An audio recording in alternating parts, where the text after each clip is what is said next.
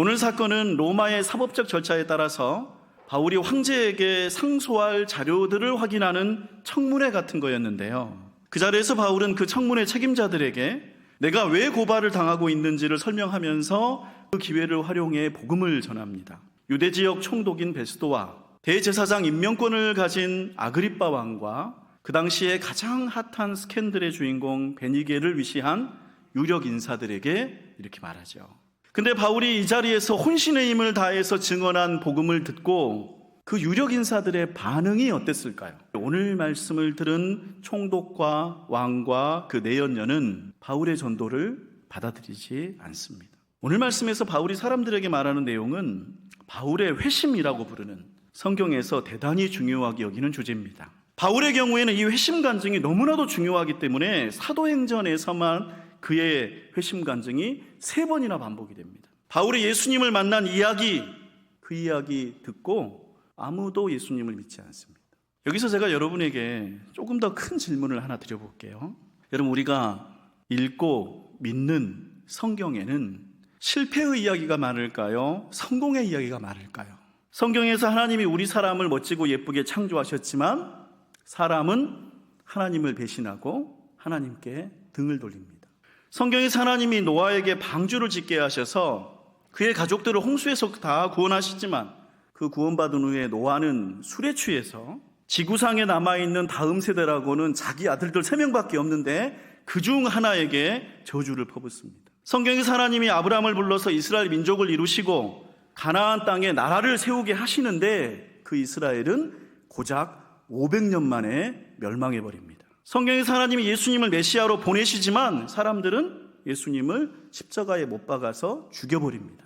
예수님이 우리 죄를 대속해야만 우리가 구원 얻을 수 있다, 이런 믿음의 해석이 아니라 그저 예수님을 미워의 한 까닭에 죽여버립니다. 그리고 마지막으로 성경에서 하나님이 창조하신 모든 피조물은 결국 최후의 심판을 통해 불과 재앙으로 멸망하고 세상은 종말을 맞이할 것입니다. 이것이 모두 성경에 쓰인 그대로의 내용입니다.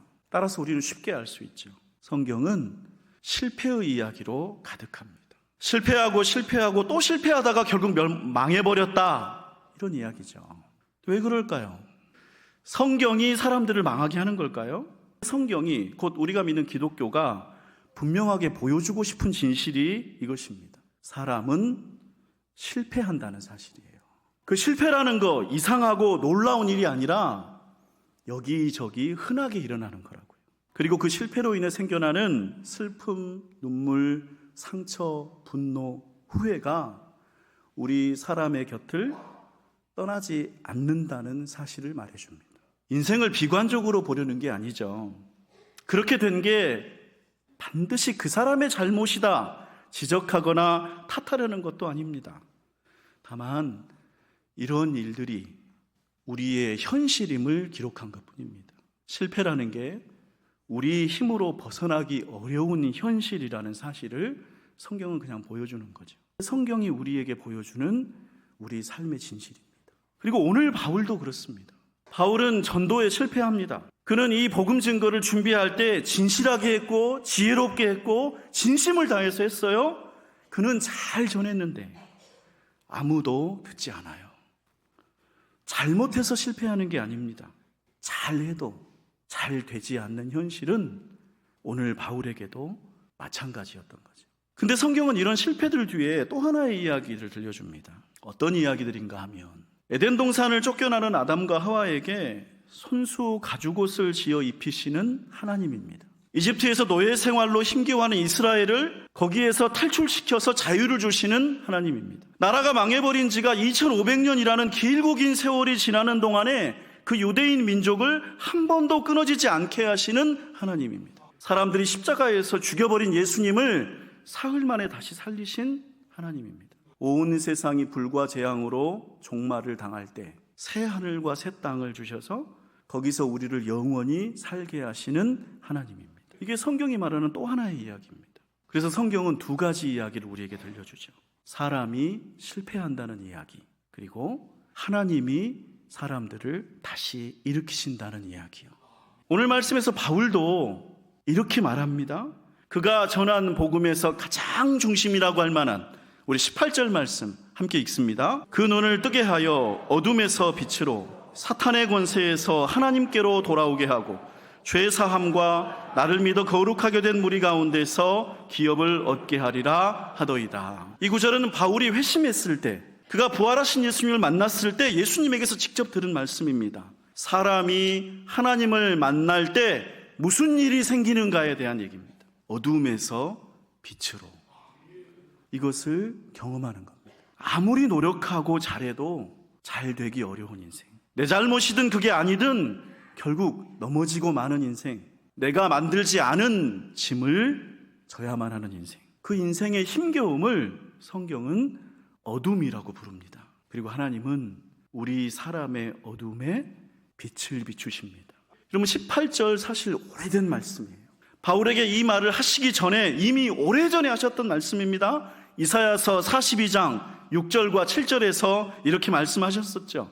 나 여호와가 너를 세워 백성의 언약과 이방의 빛이 되게 하리니 네가 눈먼 자들의 눈을 밝히며 갇힌 자를 감옥에서 이끌어내며 흑암에 앉은 자를 감방에서 나오게 하리라. 구약 성경에서 그리스도를 예언하는 이 말씀은 그리스도께서 빛으로 오신다는 사실을 예고했습니다. 그리스도는 눈먼 자들의 눈을 밝히며 흑암에 앉은 사람들을 거기에서 나오게 한다고 말이죠. 여러분, 흑암에 앉은 사람들은 시력을 잃어서 눈이 먼 게 아닙니다. 눈은 여전히 잘 보여요. 다만 앞이 캄캄한 거죠. 무엇을 해야 할지, 어떻게 해야 할지, 도대체 내가 얼마나 더 일을 해야 되고 얼마나 더 애써서 벌어야 조금이나마 더 좋아지는지를 도무지 알 수가 없어서 눈앞이 막막한 거죠. 우리가 날마다 겪는, 지금 우리 앞에 있는 엄연한 현실인 거죠. 그러므로 우리에게는, 저와 여러분에게, 그리고 모든 이들에게는 빛이 비추어야 합니다. 너희가 전에는 어두움이더니 이제는 주 안에서 빛이라는 에베소서 5장 8절의 말씀대로 지금 나를 덮은 어두움에 빛이 비추어야 하는 것입니다. 바울은 어땠을까요? 오늘 말씀에서 바울은 복음 전도에 실패해요.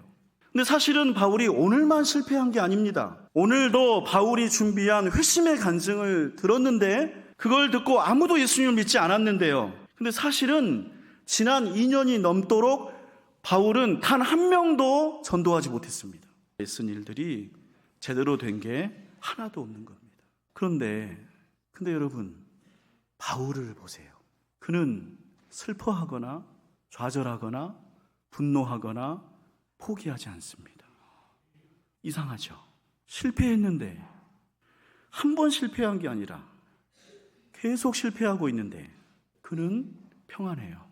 아무도 자기 복음을 들어주지 않는데, 한때는 잘 나갔어요. 한때는 잘 됐어요. 그러나 지난 2년이 넘는 세월 동안 내 말을 듣고 예수님 믿는 사람이 한 명도 없는데 바울은 또 앞으로 나아갑니다. 그를 덮는 흑암과 어둠에도 불구하고 바울이 계속 나아갈 수 있는 이유는 그에게 빛이 있기 때문입니다. 어두움을 비추는 빛이 그의 마음에 있기 때문이죠.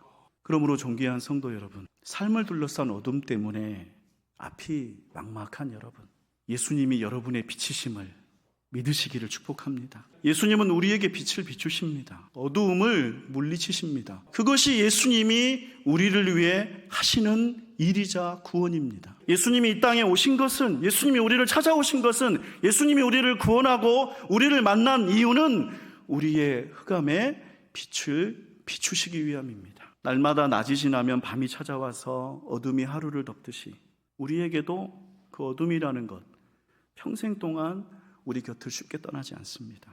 그러나 영원하신 빛, 그 예수님이 우리의 마음을 비출 때, 그때 우리의 무거운 짐은 가벼워지고 우리의 아픈 상처는 치유되고 우리의 근심은 기쁨으로 바뀔 줄로 믿습니다. 빛이 여러분을 비추시기를 축복합니다. 우리 이 말씀 내 마음에 품고 성령님과 함께 거두는 기도를 드립니다.